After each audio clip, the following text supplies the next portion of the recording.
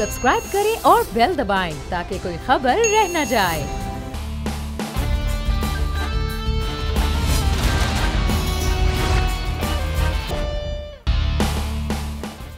अस्सलामुअलैकुम। The special report with Mudassar Iqbal के साथ हाजिर खिदमत है। नाज़रीन, मामला यह है कि सेनेट के इलेक्शन के लिए कुछ कागजात नामजदगी मंजूर हो गए और कुछ पर एतराज़ हो गया है और उसके बाद भी ये इल्ज़ामात लगाए जा रहे हैं कि इसके पीछे भी हुकूमत है। बहरहाल, अब जो लोग सेनेट के इलेक्शन के लिए आगे आ गए हैं, अब उनके इलेक्शन के खुफिया और ओपन बैलेटिंग का मामला सामने आ रहा है।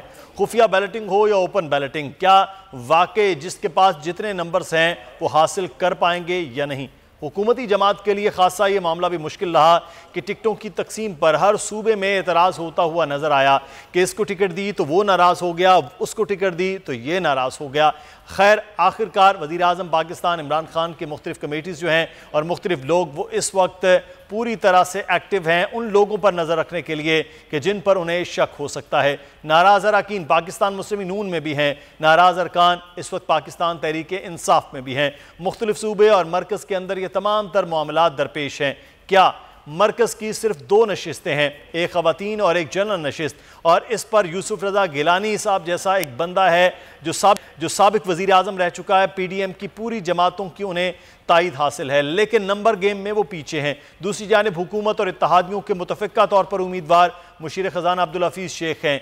क्या वो कामयाब होंगे? नहीं, सवाल बड़ा अहम है। और दूसरी जानिब सिंध में बहुत सारे लोगों पर एतराज़ और बहुत सारे लोगों पर एतमाद के साथ साथ फैसल बाउडा को टिकट दे दिया गया। कुछ लोगों की नाराज़गी और उनकी नाराज़गी को दूर करने की अब कोशिश है। क्या वाकई खुफिया बैलेटिंग में वो लोग अपनी नाराज़गी दूर कर पाएंगे या नहीं? और किस तरह से जहांगीर तरीन, जिन पर बहुत ज़्यादा अब बात हो रही है, बहुत ज़्यादा तबसरा हो रहा है क्योंकि यूसुफ रज़ा गिलानी और जहांगीर तरीन की अपनी बड़ी करीबी रिश्तेदारी भी है, और क्या जहांगीर तरीन पाकिस्तान तहरीक इंसाफ के लिए एक्टिव होंगे या डीएक्टिव होंगे? अगले आने वाले दिनों में इस इलेक्शन को लेकर खासे मामलात जो हैं वो देखे जा रहे हैं। लेकिन पंजाब में टिकटों की तकसीम कर ली गई, टिकटें बांट ली गई और उसमें कामयाबी भी हासिल कर ली है। पाकिस्तान मुस्लिम नून और पाकिस्तान तहरीक इंसाफ के टेक्नोक्रेट और ख़वातीन की एक एक नशिस्त पर यह तमाम तर मामला हल भी हो चुका है। अब अगले आने वाले दिनों में देखा यह जाएगा कि क्या वाकई सेनेट के इलेक्शन में ख़रीदारी की बजाय ज़मीर पर और अपनी पार्टी के लिए वोट होता है या नताइज कुछ और नज़र आते हैं। दूसरी जानिब सुप्रीम कोर्ट में ये मामला ज़ेर बहस है, जिसमें क्या फ़ैसला सुप्रीम कोर्ट करती है और क्या नहीं करती। लेकिन लग ये रहा है कि सूरत हाल इस जानिब जाएगी कि सेनेट का इलेक्शन जो है वो शफाफ हो ना हो, लेकिन उस पर एतराज़ात उठते हुए नज़र आएंगे। आज सेनेट के इलेक्शन के हवाले से भी हम बात करेंगे। एक और बड़ा अहम मौजू है जिस पर आज प्रोग्राम में बात होगी, और वो है पाकिस्तान में साका डे के हवाले से। ये क्या है, आज के प्रोग्राम में इस हवाले से भी आपको बताएंगे। आज बिल्कुल सियालकोट के हल्का NA-75 के ज़िमनी इलेक्शन जो कि मैदान जंग बना हुआ था, अब खूनी इलेक्शन की सूरत हाल इख्तियार करता जा रहा है। अभी कुछ एक इतला मसूल हुई जिसमें फायरिंग के नतीजे में 2 अफराद जाँ बहक जबकि 7 अफराद ज़ख्मी होने की इतला दी।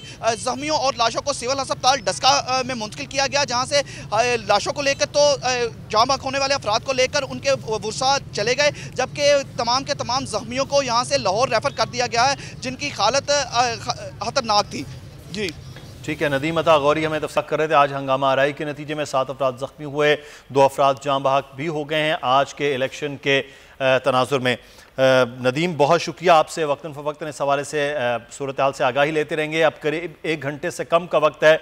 मुख्तलिफ पोलिंग स्टेशन पर भी आज हमने दिन भर देखा कि हंगामा आराई रही और पोलिंग भी बंद रही और इल्ज़ामात भी आज आयद किए जाते रहे पाकिस्तान मुस्लिम नून की जानिब से कि हुकूमती मशीनरी का इस्तेमाल करके पोलिंग को बंद करने की कोशिश की गई है, पोलिंग को सुस्त करने की कोशिश की गई है। ज़िमनी इलेक्शन के हवाले से और सेनेट के मामलात के हवाले से भी बात होगी, लेकिन एक और बड़ा अहम मामला है और वो है पाकिस्तान में सिख यात्रियों को भारत की जानिब से रोके जाने का अमल। बुनियादी तौर पर 100 साल पहले एक ऐसा वाक़या हुआ जो अंग्रेज़ और हिंदुओं के साथ मिलकर सिखों को मारने का, कत्लेआम का और जन्म स्थान गुरुद्वारा पर कब्जे के हवाले से था, जिस पर सिखों की शहादतें हुई और उसके बाद एक पूरा हंगामा बपा रहा। अब 100 साल हो गए इस दिन को मनाने के लिए और हुकूमत पाकिस्तान की जानिब से बाकायदा तौर पर इजाज़त दी गई कि सिख यात्री आकर अपना यह दिन मना सकते हैं, लेकिन भारत की जानिब से फौरी तौर पर तमाम जत्थों को रोक दिया गया। क्या वजूहात हैं, इस तमाम तर सूरत हाल पर आज बात भी करेंगे। और ये साका डे बुनियादी तौर पर है क्या, इस पर भी बात होगी। हमारे साथ हमारे मेहमान मौजूद हैं, उनके तारीफ करवाते चलें।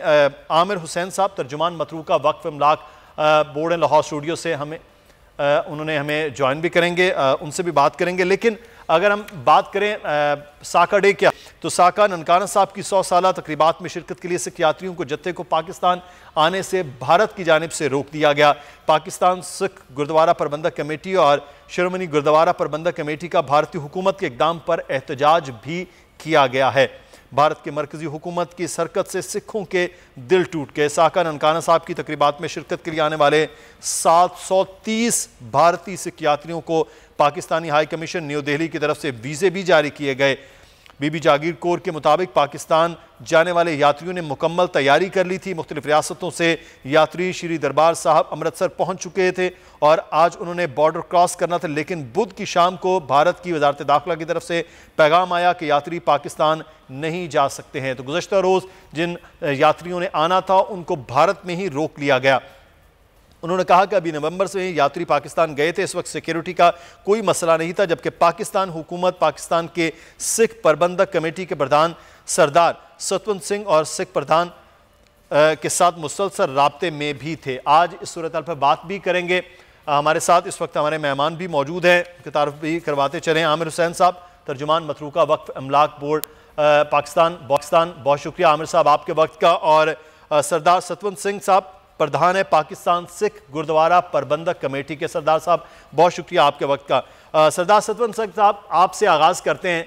सर, बुनियादी तौर पर तो ये बताइएगा कि ये तकरीब क्या है, ये साका डे क्यों आप मना रहे हैं, क्या इसकी हिस्ट्री है?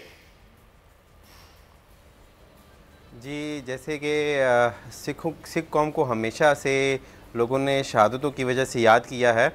ये गुरुद्वारा श्री ननकाना साहब जो था वो अंग्रेज़ों के कब्ज़े में था 1921 में। तब जाके सिख यात्री इनको आज़ादी के लिए इस 100 साला साका का मतलब बुनियादी मकसद जो है इनको आज़ाद कराना था। और कल नहीं परसों 21 फरवरी में इसके 100 साल पूरे होने थे और यहाँ पे जो था वो 100 साला साका शहीदी दिहाड़ा मनाना गया था। और यहाँ पे 200 से लेके 250 सिख शहीद हुए थे 1921 में। तो उसको लेके इस बार जो है हमने बहुत सारी तैयारी की थी, जिसमें एवेक्यूटस प्रॉपर्टी बोर्ड, पाकिस्तान की गवर्नमेंट और हमारी जो पाकिस्तान सिख गुरुद्वारा प्रबंधक कमेटी है, उनने तमाम जो जितने भी हमारे इंतज़ामात होते हैं वो हमने भरपूर तरीके से किए हुए थे। लास्ट टाइम पे जो इंडियन गवर्नमेंट की तरफ से वहाँ के सिख यात्री को अचानक ही फैसला आ गया कि ये जो हैं जितने भी सिख यात्री हैं जो दरबार से अमृतसर में बैठे हुए और इंतज़ार कर रहे हैं कि कल सुबह जैसी होती है हम वहाँ पे गुरुद्वारा श्री ननकाना से पाकिस्तान के खुले दर्शन दीदारे कर सकेंगे। लेकिन एंड मौके पे केंद्रीय सरकार ने जो है इनको पाकिस्तान आने की इजाज़त नहीं दी। सही, अच्छा हम इस पर भी बात करते हैं कि क्या वजूहात है। इससे पहले भी इस किस्म के मामलात आते रहे हैं। आमिर हुसैन साहब से बात कर लेते हैं। आमिर साहब, पाकिस्तान में यकीनी तौर पर यह बार बार ये कहा जाता है कि तादाद में जो सिख बरादरी है, हमारे भाई हैं, वो बहुत कम है, लेकिन उसके बावजूद सबसे ज़्यादा वो लाडले भी होते हैं। ये हुकूमत हो, माजी की हुकूमतें हो, तमाम ये कोशिश रही, लेकिन इस दौरे हुकूमत में हमने ये देखा बहुत ज़्यादा सिख यात्रियों के सहूलियात के हवाले से आप लोगों ने, मतरूका वक्फ इमलाक ने काम किया और बाकी अक़लियतों के हवाले से भी। अभी इस पर आप क्या इंतजामात करके बैठे थे कि एंड टाइम पे भारत की सरकार ने वो काम किया जिसको हम पंजाबी में कहते हैं लुच तल देता, तो उसके बाद सारी की सारी चीज़ें ख़राब हो गई? हुआ क्या आमिर साहब? बिस्मिल्लाहिर्रहमानिर्रहीम। सबसे पहले मैं आपका शुक्रगुजार हूँ जी, आपने हमें इज़्ज़त अफ़ज़ाई दी, इस इशू पे गुफ्तगू करने का मौका दिया और आपके ज़रिए हम दुनिया भर में ये पैगाम पहुँचाना चाहते हैं, असल हक़ाइक़ भी। देखें जी, ये साका की तकरीब जो 100 साल तकरीब थी, ये first time out of protocol जाके हुकूमत पाकिस्तान ने जो इन भारतीय सिख यात्री थे उनकी दरख्वास्त मंजूर करते हुए वज़ीर-ए-आज़म पाकिस्तान ने कोहेड दिया और मिनिस्ट्री को हुक्म दिया कि जितने लोग वीज़े अलाउ करें, जितने लोग आना चाहें वो पाकिस्तान आएँ, उनको वीज़े दिए जाएंगे। जब 800 से ज़्यादा वीज़े जारी हो गए और इस ज़मन में एवेक्यूटस प्रॉपर्टी बोर्ड, जिसे लोग आम ज़ुबान मतरूका वक्फ इमलाक बोर्ड के चेयरमैन हैं हमारे डॉक्टर आमिर अहमद साहब, उन्होंने वज़ीर-ए-आज़म पाकिस्तान की हदायत की रोशनी में उनके तमाम तर इंतज़ामात मुकम्मल किए। मेहमानों की रिहाइश के, ट्रांसपोर्ट के, लंगर के, उनके मेडिकल फैसिलिटीज़ के तमाम तर इंतज़ामात हम मुकम्मल कर चुके थे। एन मौके पे आके बाहर ने जब उनको रोकता तो उस वजह से सारा निज़ाम जो है सिख कौम में बददिली फैली है। और इसके ज़रिए मैं आपको ये बताऊं कि दुनिया भर में भारत की जो बदनामी है उसमें इजाफा हुआ है। पाकिस्तान तो एक मिनॉरिटी लिविंग कंट्री है, मिनॉरिटी जो है वो सिखों से हमारा मोहब्बत है, हिंदू भी हैं, दीगर लोग भी हैं, वो पाकिस्तान को तो अपना जन्नत कहते हैं, दूसरा घर कहते हैं। वो ये देखें, लाहौर और पाकिस्तान जो है बुजुर्गान दीन की धरती है, बाबे गुरु नानक की धरती है। यहाँ उनका करतारपुर हो, इमरान खान वज़ीर-ए-आज़म इमरान खान कितना बड़ा इनिशिएटिव लिया है जो करतारपुर तारीखी अमल है, और बाबा गुरु नानक यहाँ पे मौजूद हैं। बाबा गुरु नानक का मुसलमानों से बहुत प्यार का रिश्ता है, बिल्कुल जनाब मियाँ मीर से लेके उनसे देखे आज भी। तो इसी तरह मुसलमान जो है वो दीन इलाही पे जो हमारे नबी करीम हमें पैगाम देकर गए हैं, ये हमारा दीनी और आइनी फरीज़ा कि हम गैर मुल्की और मेहमानों की इज़्ज़त अफजाई करें, उनकी देखभाल करें। भारत से जितने भी मेहमान हैं, अभी दुनिया भर से और लोग आए हुए हैं, मतरूका वक़फ़ इमलाक बोर्ड की श्राइन ब्रांच, हमारे चेयरमैन साहब, दीगर अफसरान, हमारा दिन रात उनकी खिदमत के लिए पेश है, सरगर्म है। करतारपुर का है, वहाँ पे रूटीन में वही मामला चल रहे हैं या वहाँ पर भी कहीं ना कहीं रुकावटें पैदा होती हैं भारत की जानिब से अमूमी तौर पर? देखिए सर, करतारपुर के बाद अभी तो रुकावट चली, इंडिया ने तो पाबंदी लगाई, वहाँ से तो मेहमान आ ही नहीं रहे, उन्होंने तो वहाँ से लोगों को आना बंद किया हुआ है। जबकि देखिए दूसरी तरफ इमरान खान साहब ने एक 11 माह के अंदर ये तरीक़ी कारनामा सर अंजाम दिया और दुनिया भर में इसको खूब प्रज़ाई मिली है, इज़्ज़त अफजाई मिली है। पाकिस्तान की ना सिर्फ नेक नेमी में इजाफा हुआ, पाकिस्तान का इमेज भी बेहतर हुआ है और दुनिया में इसकी दूसरी को बहुत मिसालें कम हैं। लेकिन भारत का रवैया ना सिर्फ अपने मुल्क में अक़लियतों के साथ बहुत बुरा है, कश्मीर में मुसलमानों के साथ बहुत बुरा है, और सिखों के साथ तो वैसे ही उनके जो 100 साल पहले जो रवायत चल रही थी वो आज भी कायम है। वो नहीं चाहता कि मुसलमानों का और सिखों का रिश्ता जो है वो मज़ीद बेहतर और मजबूत हो। तो ये तो वजह है सरदार साहब। मैं एक होर चीज़ बड़ा एक अहम मामला है सरदार साहब, वो ये है कि पाकिस्तान के अंदर तुसी जिन्हें सिख बरादरी है, जिन्हें सिख साढ़े भरा ने वो इत्थे ते वो काम हो रहा होंदा, लेकिन उत्थों आने वालों की तादाद जो है वो लखां दी है। बहुत ज़्यादा लोग आना चाहते सन करतारपुर, जिन्नी खुशी तुहानू सी शायद उस तो वध के खुशी उधर सी, क्योंकि उन्होंने वास्ते तो बहुत दूर सी। जिस वक्त इत्थे सद्धू साहब आए उन्होंने कहा साढ़े वास्ते तो किबला दा काबा है, मेरे इंटरव्यू के दौरान उन्होंने ये गल की थी। लेकिन सरदार साहब ए कम पूरी दुनिया दे विच सिख बरादरी बैठी हुई है, उन्होंने लोगों वास्ते भी एक बड़ा झटका है कि भारतीय हुकूमत पहले वादा करके वीज़े जारी करके सारे लोगों का हो जाना, तुहाडी उधर जो गलबात हो रही है बार्डर पार, तो किस किस्म का उन्हों का रवैया है, किस किस्म का गम गुस्सा है उधर?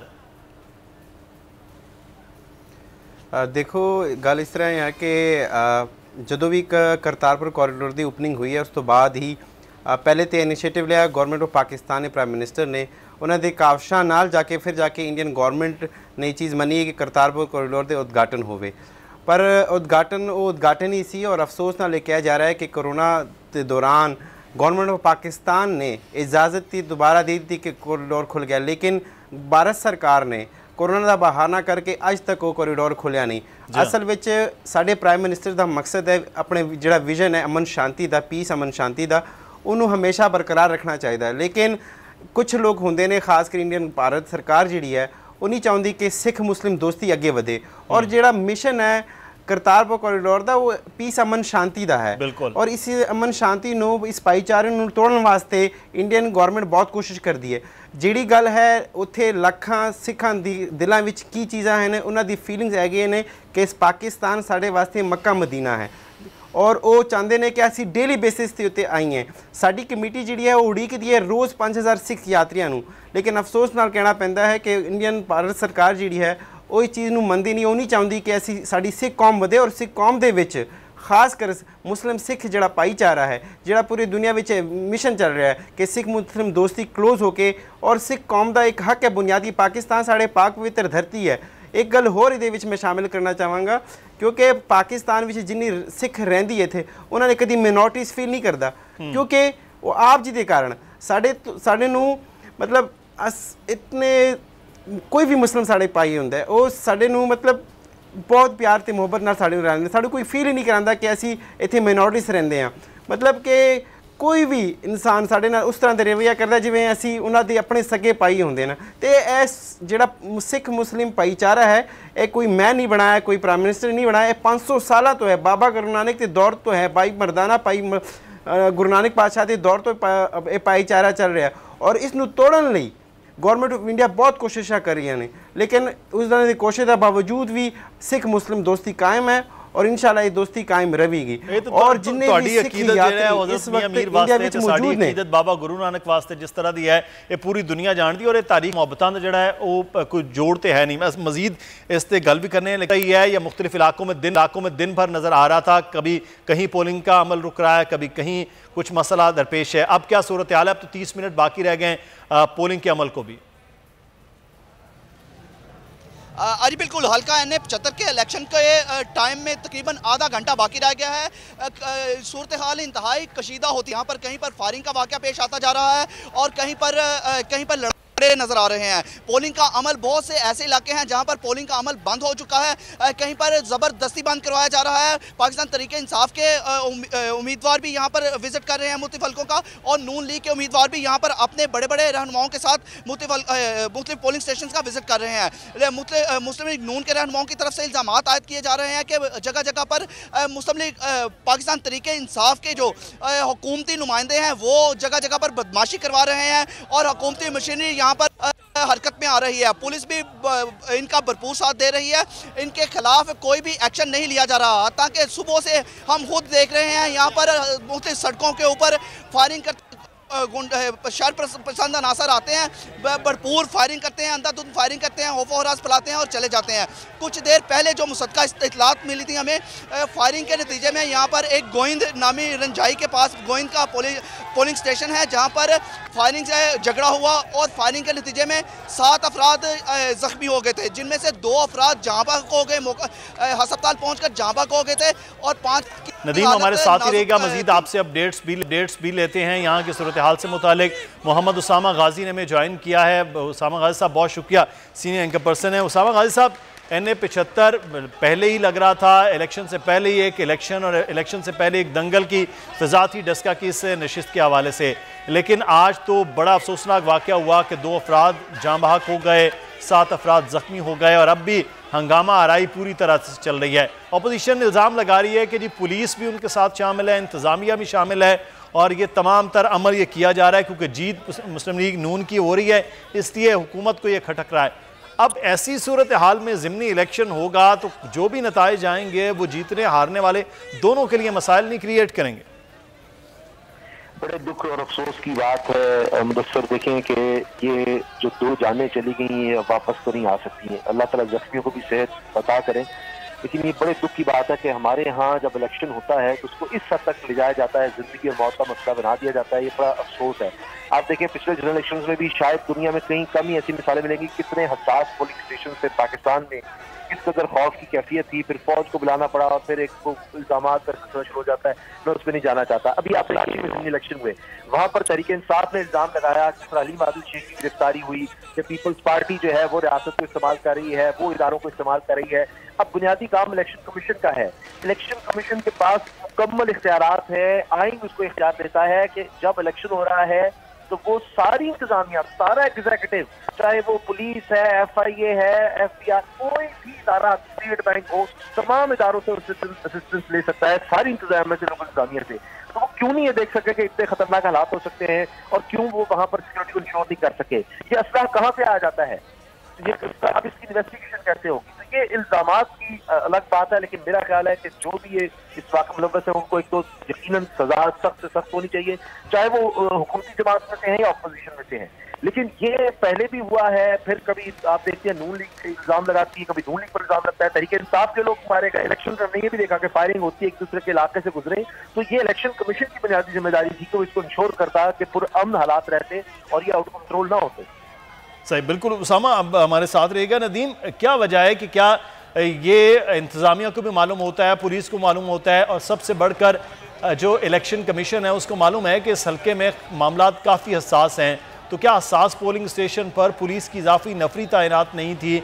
मामलात को टैकल करने के लिए पुलिस नहीं मौजूद थी कि ये यहाँ तक सूरत हाल पहुँची कि 2 अफराद जहाँ बाग हो गए, मुतअद्दिद अफराद ज़ख्मी हो गए, लड़ाई झगड़ा हो रहा है सुबह से?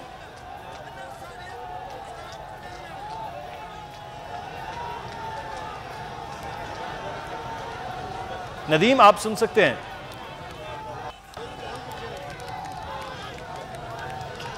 जी जी नदीम, आपसे मैं सवाल कर रहा हूं कि क्या ये हसास, पूरे का पूरा हल्का ही बड़ा हसास था। पिछले एक हफ्ते से जो सूरत हाल नज़र आ रही थी, फिर NA-75 में मुख्तलिफ इलाकों में ज़्यादा मामला हसास रहे हैं। तो क्या पुलिस की इजाफी नफरी नहीं थी? इलेक्शन कमीशन की जो जिम्मेदारियाँ हैं वो पूरी नहीं हो रही थी? DPO DCOs वो क्या कर रहे थे इस सारे अमल में कि आज इस किस्म के हंगामा आराई पूरा दिन होती रही है?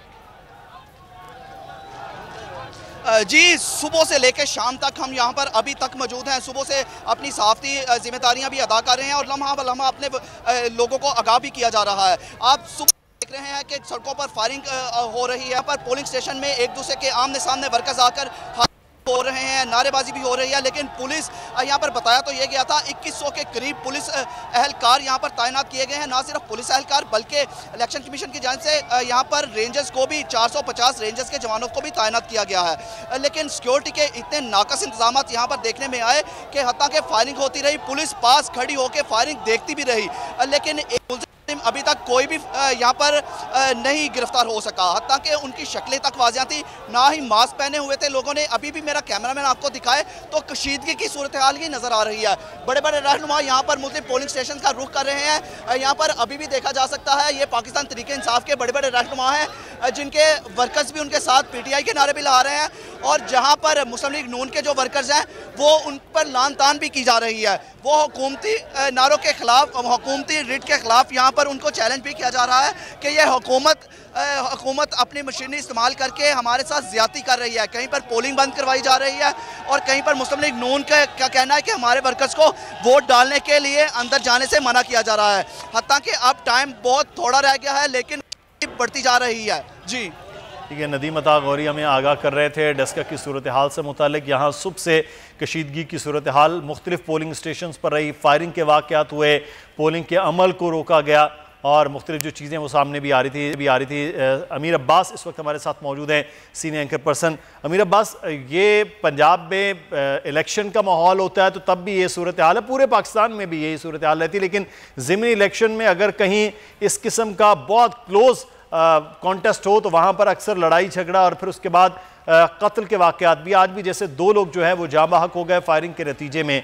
अब जिम्मेदारी बुनियादी तौर पर हुकूमतों की है कि उनके पास मशीनरी है। अब इल्ज़ाम हुकूमत पर यह है कि वो मशीनरी का इस्तेमाल कर रहे हैं। लड़ाई झगड़ा दोनों जानिब से हो रहा है। इलेक्शन कमीशन शायद पहले भी उतना फ़ाल नहीं हो पाता है ऐसे मामलात में, तो फिर ज़िमनी इलेक्शन इसी तरह से रहमो करम पर छोड़ दिए जाएँ कि कोई मर जाए, कोई ज़ख्मी हो जाए, किसी को कोई पूछने वाला ही ना हो।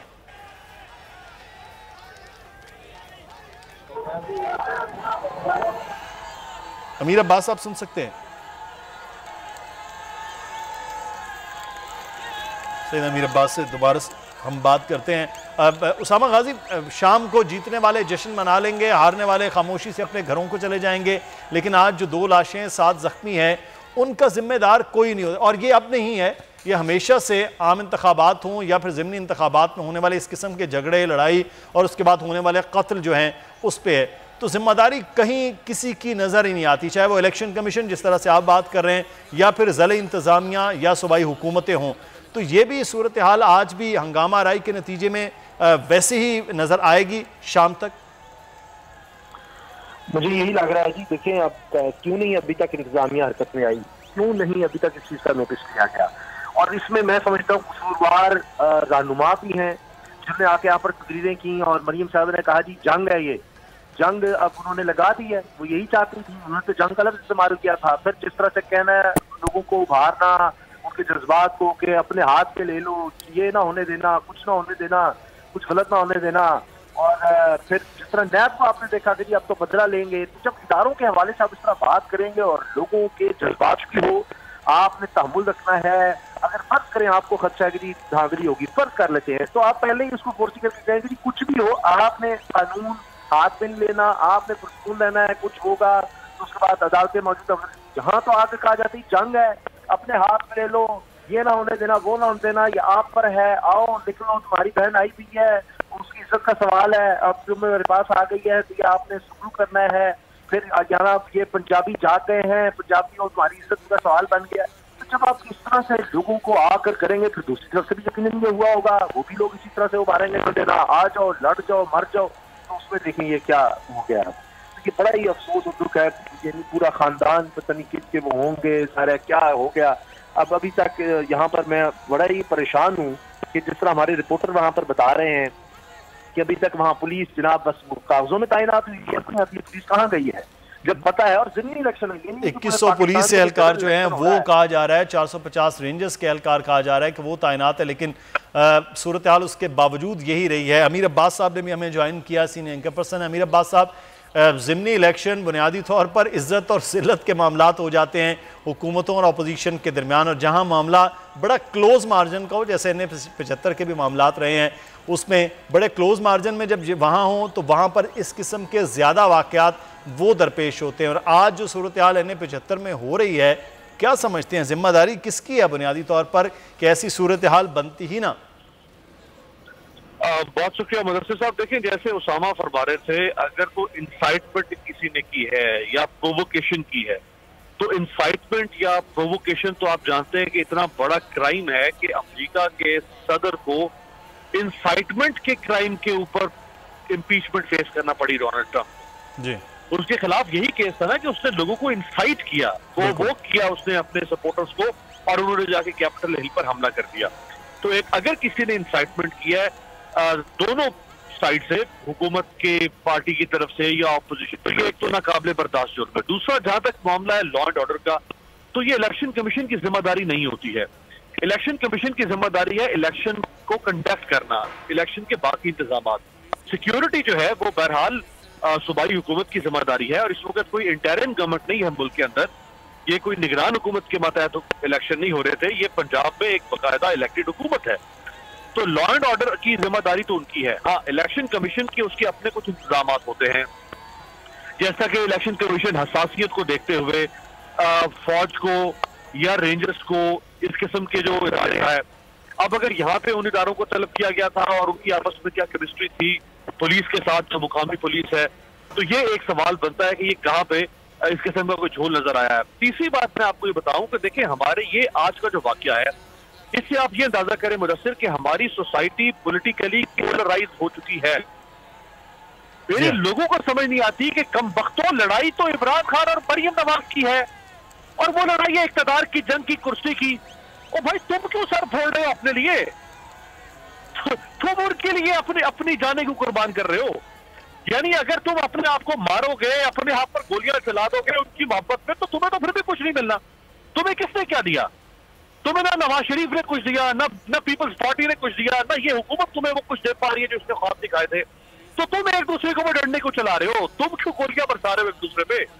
ये है पॉलिटिशियन और इनसैनिटी जो हमारी सियासत में और हमारे समाज में प्रिवेल कर चुकी हुई है। और बदकिस्मती से हमारे सियासतदानों ने सियासत को बहुत ज्यादा सेंसिटाइज कर दिया है। यानी पूरी दुनिया में सियासत जो है वो एक सर्विस के तौर पे देखी जाती है, एक ऑब्लिगेटरी सर्विस है, दैट्स इट।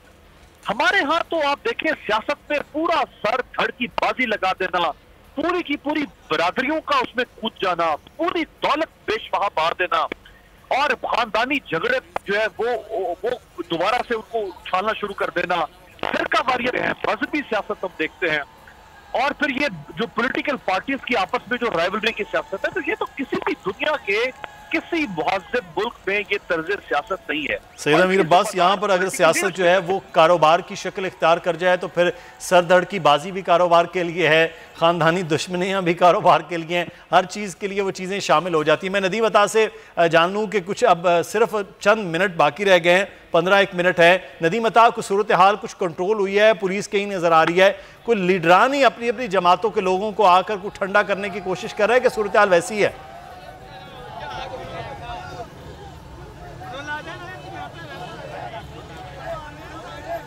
नदीम, कुछ सूरत हाल ठंडी हुई है, कोई लीडर आ रहे हैं, कोई पुलिस ने कुछ हालात को कंट्रोल किया है?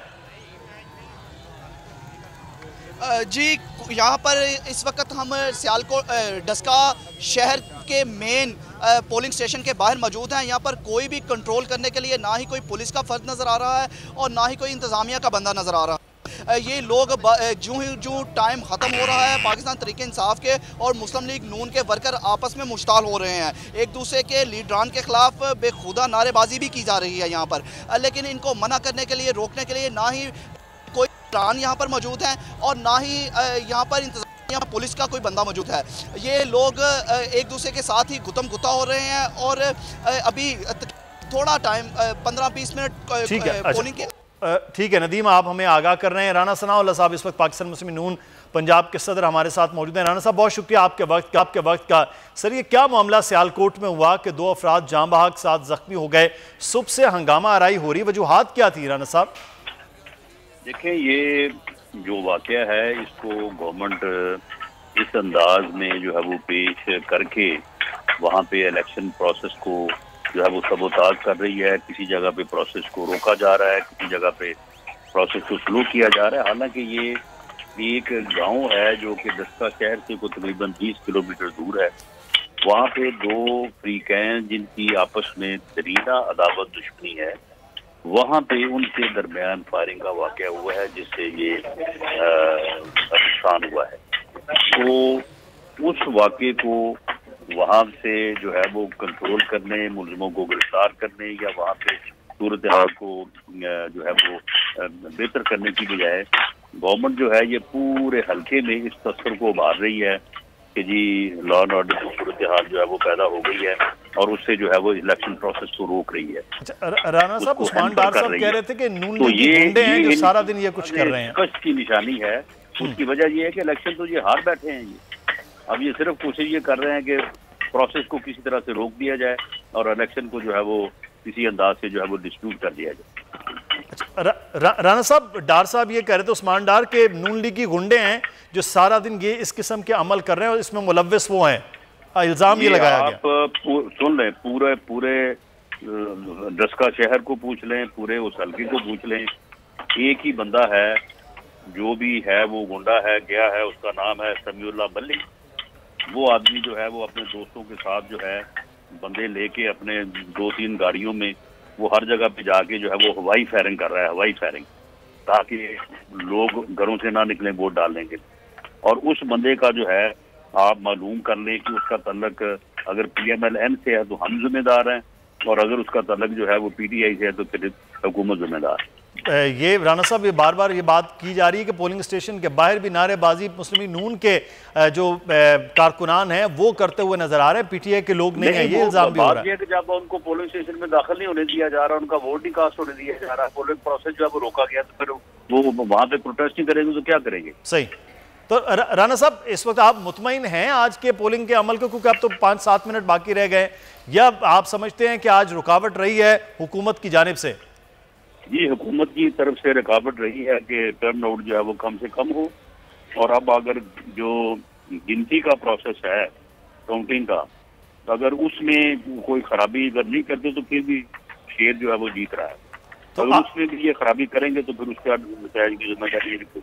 राना साहब को RTS सिस्टम के बैठने का तो नहीं कोई डर आपको है आज? बिल्कुल जी, इसका इम्कान हो सकता है। अच्छा, ठीक है, बहुत शुक्रिया। राना सनाउल्लाह साहब हमारे साथ मुस्लिम नून पंजाब के सदर। और आज डस्का में ज़िमनी इलेक्शन के हवाले से मामला जो हैं वो काफ़ी गंभीर रहे हैं, लेकिन राना सनाउल्लाह साहब का कहना है कि एक ही सिर्फ इलाका है जहाँ पर यह सूरत हाल हुई है, लेकिन हुकूमत पूरे हल्के का यह तासुर दे रही है कि वहाँ ये हंगामा आराई हुई है। उसामा गाजी, अमीर अब्बास साहब भी इस वक्त हमारे साथ मौजूद हैं।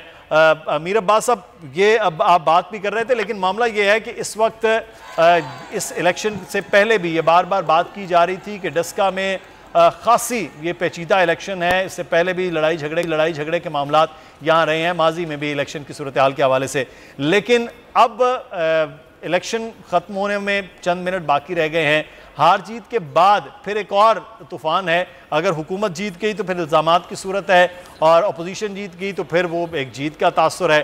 तो ये अमल पाकिस्तान में इतने सालों की जमहूरी और इलेक्शन प्रोसेस के बावजूद हम इस नहज पे भी नहीं पहुंच सके हैं कि इलेक्शन कम अज़ कम बेहतर माहौल में करवा सकें।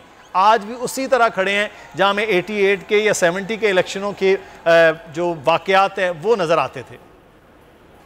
बहुत खूबसूरत आपने ये नुक्ता उठाया है कि इतने इलेक्शन होने के बावजूद आप देखें, भले पाकिस्तान में बार बार हुकूमतें तब्दील होती रही, लेकिन 88 से लेकर अब तक 1988 से अब 2021 तक इन 32 सालों में कई जनरल और बाई इलेक्शन पाकिस्तान में हो चुके हैं। कई दफा लोकल गवर्नमेंट इलेक्शन हो चुके हैं। तो ऐसा तो नहीं है कि ये इलेक्शन का अमल कोई नया अमल है और लोग अभी इससे मानूस नहीं है या सियासी जमातें इससे मानूस नहीं है। उनको पता है कि ये इलेक्शन कैसे क्या किरदार है, कैसे शिरकत की जाती है। तो इतनी दफा ये ड्रिल होने के, इसलिए तो इसको ड्रिल कहा जाता है ना, कि ये एक बेकार की ड्रिल रह गई है पाकिस्तान में। अगर ये होती है ड्रिल तो इसमें मारा मारी शुरू हो जाती है, जो आपने देख लिया, और जब इसका नतीजा आता है तो अवाम को कुछ भी नहीं मिलता। अब यहाँ से जो भी जीतेगा जो भी हारेगा अवाम को कुछ नहीं मिलेगा। तो ये सिर्फ चंद लोगों के मुंह को एक खून की तरह ये खेल लगता हुआ है। ये एक हैबिट है, ये एक नशा बन चुकी है। ये जो सियासत है पाकिस्तान में, ये एक लत है, इसके अलावा कुछ नहीं है। जिसको ये लत पड़ जाती है वो फिर अपनी दौलत भी इससे वेपन कल्चर भी मुतारिफ करवाता है, वो फिर अपनी हेजमनी को कायम रखने की कोशिश करता है सियासत में, अपने हल्के में, और उसी में फिर लोगों का जो है वो गुजर बसर और जीना शुरू हो जाता है। अब ये जो सारा इलाका है, आप ये देख लें, डस्का, सियालकोट, मंडी भाउदीन, गुजरांवाला, आप पंजाब से हैं मुदस्सिर, आप जानते हैं, ये वो इलाका है जिसमें कामू की भी शामिल है, शेखुपुरा। ये यहाँ पे बहुत ज्यादा झगड़े होते हैं। यहाँ पे जमीनों के, जायदादों के, खानदानी कई नस्लों की यहाँ पे लड़ाइयाँ चली आ रही हैं। और कुछ तो ऐसे इलाके हैं यहाँ पे कि जहाँ दर्जनों कत्ल हो चुके हैं, दर्जनों, एक एक खानदान में दर्जनों कत्ल हो चुके हैं, लेकिन वो लड़ाइयाँ थमने का नाम नहीं ले रही। और वो इलेक्शन के अंदर, चूंकि मैं जैसे पहले आपसे कह रहा था कि इलेक्शन को इतना सेंसिटाइज कर दिया हुआ है, इसको अनार का मसला बना दिया गया है। फ्यूडल और एग्रेरियन कल्चर है सोसाइटी, शहरों के अंदर, अर्बन सोसाइटी पर, लेकिन जो अग्रेरियन और रूरल सोसाइटी है उसके अंदर अब इलेक्शन हार गया तो आपका नाक कट गया, आप बर्बाद हो। ये जो, जब आप इस किस्म की सोच पैदा कर देते हैं सियासत के अंदर, तो फिर यही होगा कि भाई मैंने हर हाल में इलेक्शन जीतना है, फिर क्रॉस दांती करना पड़ेगी तो करूंगा, मुझे डब्बे भी उठा के लेके जाना पड़े तो ले जाऊंगा, मुझे मुखालिफ के लोगों को, उसके पहले पोलिंग एजेंट्स को मारना पड़ेगा तो मारूंगा। ये काम, और ये काम हो रहा है अनफॉर्चुनेटली। क्यों? क्योंकि आपने बिल्कुल ठीक पहले कहा था कि सियासत के साथ क्योंकि पैसा जुड़ गया है ना, तो सर्विस खत्म हो गई। अगर सर्विस होती तो ये इस वक्त जितने ये 1172 पार्लियामेंटेरियंस हैं हमारी कौमी और सेनेट को मिला के 1172, आप आज कह दें कि सियासत सिर्फ सर्विस का नाम है, इन 1172 में से एक भी आपको नजर नहीं आएगा सियासत के मैदान। ये तो मुश्किल हो जाएगा अगर 1175 लोगों के लिए कि सर्विसेज, आप तो सर्विस बनाना चाह रहे हैं, वो सर्विस नहीं, वो तो प्राइवेट लिमिटेड के तौर पर ही चीज़ें चल रही होती हैं। बहरहाल नाराज़गी भी होती है ऐसे जुमलों के बाद, ऐसी बातों के बाद पॉलिटिशियंस की जानिब से, फिर वो रद्द-ए-अमल भी देते हैं कि आप इस किस्म की बात कर रहे होते हैं। लेकिन अगर ये सारा मामला हो रहा है तो उसकी जिम्मेदार भी, जैसे मोहम्मद उसामा गाजी आगाज़ में कह रहे थे कि अगर आप वो कर रहे हैं तो फिर यही कुछ होगा, इस किस्म के मामलात होंगे, जंग के माहौल की बात करेंगे तो फिर यही कुछ होगा। तो उसामा गाजी, ये टेस्ट केस बनाया जाता होता है जमातों की जानिब से कि देखें जी यहाँ से ये जमात जीत की, हुकूमत पर अदम एतमाद की फ़िज़ा हो गई।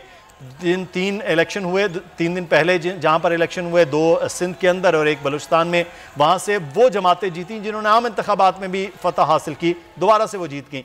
यहाँ पर भी ये सूरत हाल टेस्ट केस के तौर पर अब शाम को, रात को टॉक शोज़ में बात होगी 8 बजे, 11 बजे, 10 बजे कि जनाब ये देखेंगे अदम एतमाद हो गया, या फिर उसके खिलाफ अपोजिशन या उसके खिलाफ।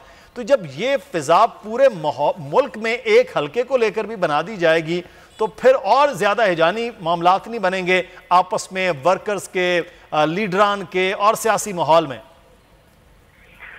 दरअसल हम असल में दरिंदों से भी और जानवरों से और गिद्धों से भी नीचे गिर चुके हैं, और हमारे लिए सियासत और इलेक्शन और जीत ये ज्यादा अहम है इंसानी जान से। आपने देख लिया, वरना तो देखिए कि इंसानियत हो, हमारा मजहब जो है वो तो एक जानदार की जो जान है वो भी बड़ी कीमती है। तो इंसान की, एक इंसान की जान वो हमारे सारे इलेक्शन से ज्यादा अहम है, पूरे इलेक्शन भी हो रहे हो। यहाँ ये है कि उन्होंने बस जीत होनी चाहिए, उसकी हवस है हमें, और हमने हर सूरत जीत हासिल करनी है। इसके मुकाबले इनको लड़वा दें, इनको मरवा दें हर तरफ से, वरना आप देखिए कि क्या हो जाएगा। क्या कोई क़यामत आ जाएगी अगर कोई एक सीट आपकी कम या ज्यादा हो जाती है? आप इस चीज को तो इंश्योर करें कि इस हद तक मामला झगड़े तक ही ना जाए, फायरिंग होना और जाने चली जाना। ये तो अब सारी जमातों को बैठकर होना तो ये चाहिए कि बजाय इसके कि यहाँ पर अब जश्न मनाया जाए कि जी फलां जीता है, या केसेस हो रहे होंगे, या बैठ के जी कौन जीता कौन हारा, ये सब हो रहा होगा।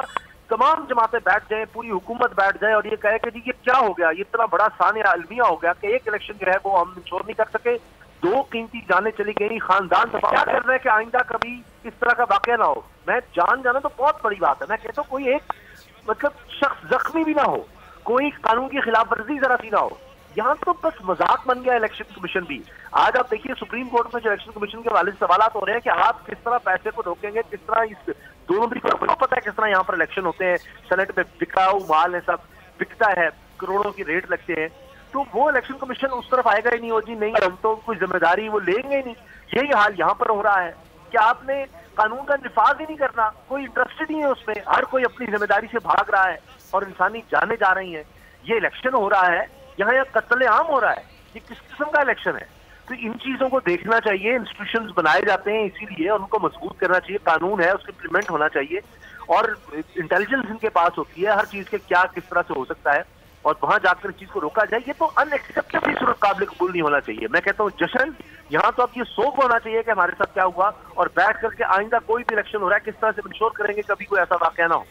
सही, बिल्कुल। ये तो लेकिन ये है कि उसके बावजूद जैसे मैंने पहले अर्ज किया कि ये अब जब जैसे रिजल्ट 2-2.5 घंटों के बाद आना शुरू होंगे तो फिर वो जो मरने वाले बदकिस्मत हैं वहाँ तो शायद सोग हो, लेकिन पूरे हल्के में एक जश्न का समा होगा। सारी चीज़ें शायद जिम्मेदारान भी भूल जाएं, पार्टियां भी भूल जाएं, जीतने वाले हारने वाले वो भूल चुके होंगे। नदीम अता गौरी, तकरीबन अब वक्त ख़त्म होने को है, इसमें तकरीबन 4-1 मिनट बाकी रह गए हैं। सूरत हाल वैसी ही कशीदा नज़र आ रही है कि जैसे इलेक्शन कुछ थम रहा है, कुछ मामला बेहतर हुए हैं। और पोलिंग के हवाले से बताइएगा, जहाँ पर आप मौजूद हैं पोलिंग स्टेशन में, टर्नआउट कैसा रहा है या सिर्फ रश और शोर शराबा ही रहा है? जी, जब हम सुबह यहाँ पर इस हल्के के NA-75 में दाखिल हुए वोटिंग के लिए तो यहाँ पर शदीद धुंध और सर्दी का राज था, लेकिन इसके बावजूद टर्न आउट हमने देखा कि बड़ी तादाद में मर्दों, ख़वातीन, बुजुर्ग और मजदूर अफराद को भी हमने देखा कि यहाँ पर अपना वोट हक़ रायदही इस्तेमाल करने के लिए बड़ी तादाद में मुख्तलिफ पोलिंग स्टेशनों का रुख कर रहे हैं और अपना वोट कास्ट कर रहे हैं। यहाँ पर लाइनें लगी हुई देखी, लेकिन इसमें मुस्लिम लीग नून की तरफ से ये इल्ज़ामात बार बार आयद किए जा रहे थे कि ये मुस्लिम लीग नून का किला है, इसलिए हमारी पोलिंग के अमल को सुस्त रवि का शिकार बनाने के लिए बार बार इस अमल को बंद कर दिया जाता है। देखा कि बार बार सिर्फ रश की वजह से शायद और अपने SOPs पर अमल करवाने की वजह से पुलिस पोलिंग स्टेशनों के गेट बंद करती थी ताकि चंद लोग अंदर जाएं, अपना बाद दोबारा नए लोगों को अंदर जाने की इजाज़त दी जाती थी। लेकिन लोग ये का शिकार, इन्होंने पोलिंग बंद कर दी है। एक दूसरे के खिलाफ नारेबाजी भी शुरू हो, ताकि यहाँ पर पंजाब पुलिस मुर्दाबाद के नारे भी गए। इसके साथ साथ अभी तो पोलिंग का अमल बंद होने में चंद मिनट रह गए हैं, लेकिन अभी भी कुछ लोग भी हैं जो इस इंतज़ार में हैं कि कब हम अंदर जाएंगे और अपना वोट कास्ट करेंगे। इसके बाद पोलिंग के अमल के ख़त्म होने के बाद रिज़ल्ट आना शुरू हो जाएंगे, पोलिंग काउंटिंग का अमल शुरू हो जाएगा। इसके बाद देखना यह है कि ये आज का सूरज किसकी फतह का सूरज बनेगा और कौन शिकस्त करेगा। जी ठीक है, नदीम अता गौरी हमें सूरत हाल से आगे थे। मोहम्मद उसामा गाजी हमारे साथ मौजूद थे। उसामा गाजी, आपका बहुत शुक्रिया। सैयद अमीर अब्बास सीनियर एंकर पर्सन हमारे साथ मौजूद थे, तजज़िया कर रहे थे, आपका भी बहुत शुक्रिया।